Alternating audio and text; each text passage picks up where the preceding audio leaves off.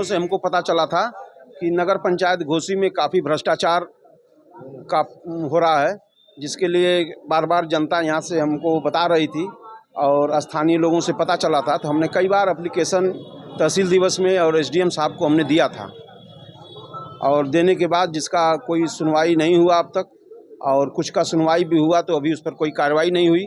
तो इसको लेकर आज पता चला कि डीएम महोदय आए हुए हैं तहसील दिवस में, तो हम लोगों ने डीएम महोदय को उसका एक ज्ञापन दिया है।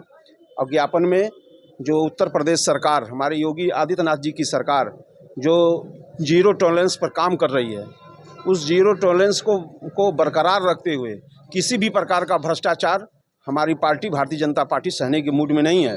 इसलिए हमने जो भ्रष्टाचार हुआ है टाउन एरिया में, उसके खिलाफ एप्लीकेशन दिया है।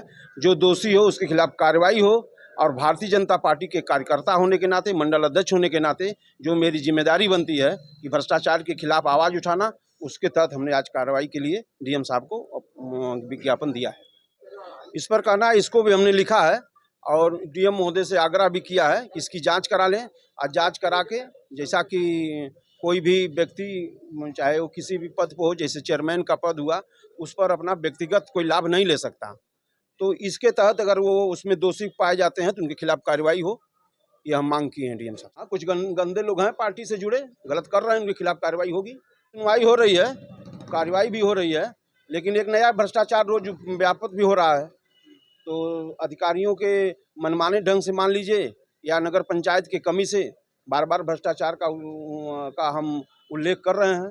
और अगर कार्रवाई, आज डीएम साहब ने आश्वासन दिया है कार्रवाई करने के लिए, तो भ्रष्टाचारियों के खिलाफ कार्रवाई हो। मैंने उनसे कहा है कि हमारी सरकार जीरो टॉलरेंस पर काम कर रही है, आप निर्भीक होकर जो भी भ्रष्टाचारी हो उसके खिलाफ कार्रवाई करें। मैं डीएम साहब से कहा हूँ, इसका जांच का विषय है, आप जांच करें।